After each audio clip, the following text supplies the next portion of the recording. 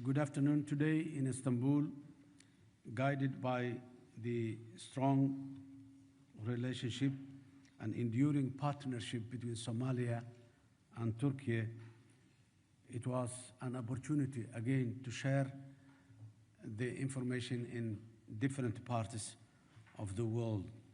We held comprehensive discussion aimed at furthering strengthening cooperation between our two brotherly nations in all areas of mutual respect and benefit.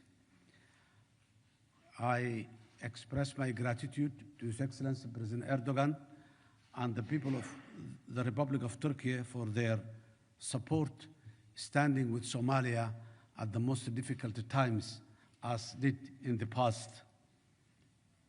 And my sincere appreciation to President Erdogan for his personal leadership and continued commitment, and to the people of Turkey for their solidarity with Somalia whenever there is a serious challenge on the sovereignty and the unity of Somalia. Turkey has played a major role in supporting Somalis in general to agree among them and establish their own strong government in place.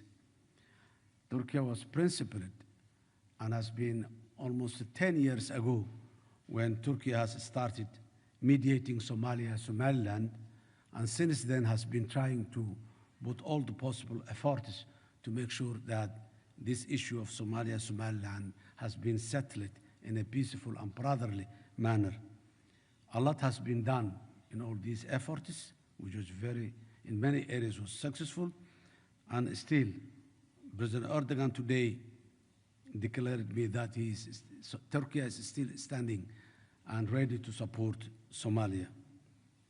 Turkey's principled support played a vital role in Somalia's progress towards peace, stability, and institutional recovery.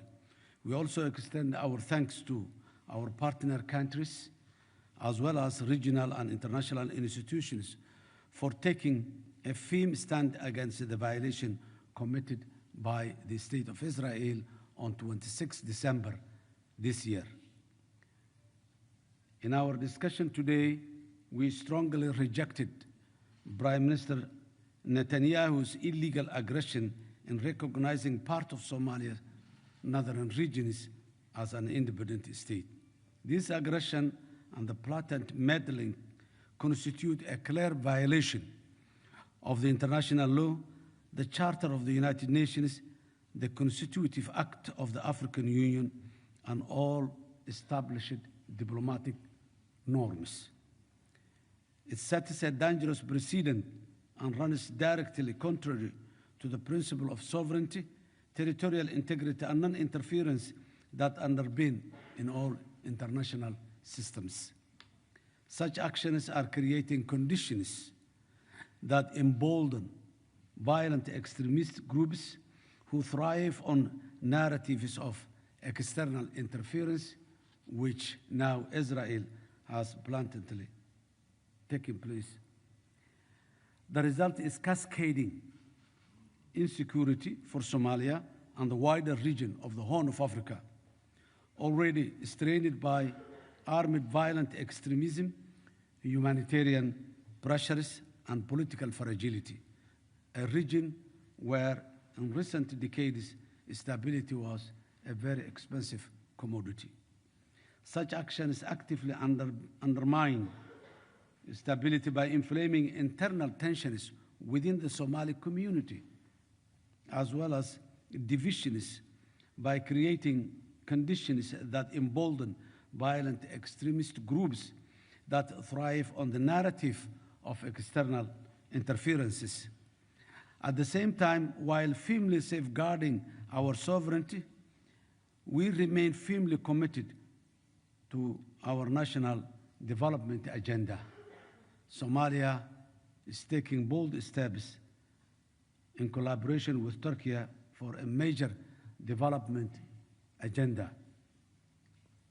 In the last couple of years, Turkey and Somalia together has been doing a good job in different areas. Security is one that has been started, besides the humanitarian support that has been provided to the people of Somalia during difficult times. Just days ago, the Somali people successfully conducted a direct municipal elections in the capital city of Mogadishu. This is a long-awaited achievement. The last time Somalia was democratically elected, its representative was 1969, 57 years ago. The readiness of our people has been demonstrated for what has happened in Mogadishu on 25 December this year, whereby 1 million people vote and there was no one single incident that took place in that elections. The historic achievement demonstrates the resilience of the Somali people, the growing capacity of our institutions, and a nation steadily advancing on a clear path towards democratic governance, stability, and progress. Building on our shared principles and strategic partners, we'll also discuss it with our brothers here in Turkey, the cooperation that can support Somalia recover its tangible benefits in terms of natural resources that has not been also benefited in the past. In this context, we jointly announced today that significant progress has been achieved in the exploration of Somalia's offshore oil and gas resources.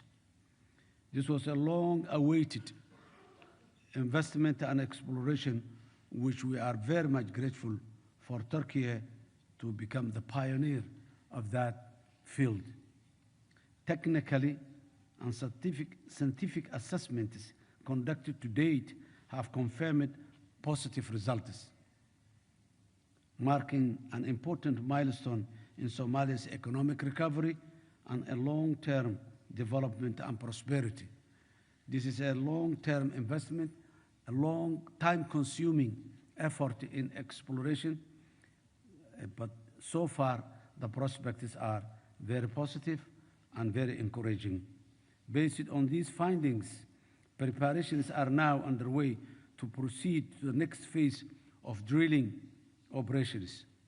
This is another huge undertaking and a task, but it will start soon, and we are hoping good results within 2026, inshallah. Offshore drilling activities will commence, and exploration and drilling vessels will make their way toward the Somalia's maritime areas along the country's coastline. This is not an easy task. This investment and this effort and steps shows and convinces that how far Turkey is believing Somalia and how far Turkey is committed to support and stand with the Somali people. We are very much grateful for that.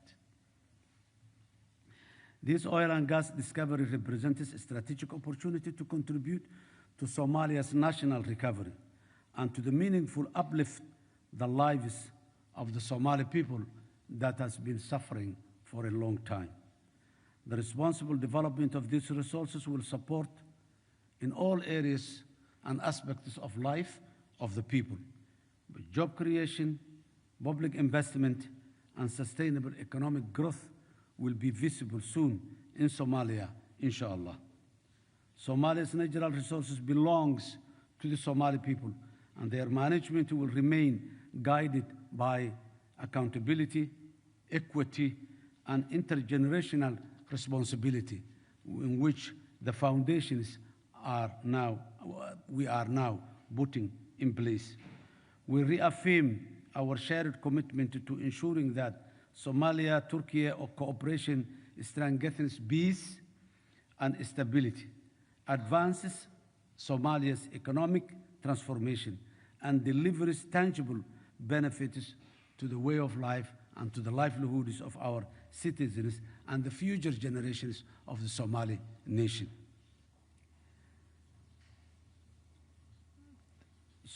So that, thank you, Mr. President, and the people of Turkey. Bismillah, alhamdulillah, wa salatu salam ala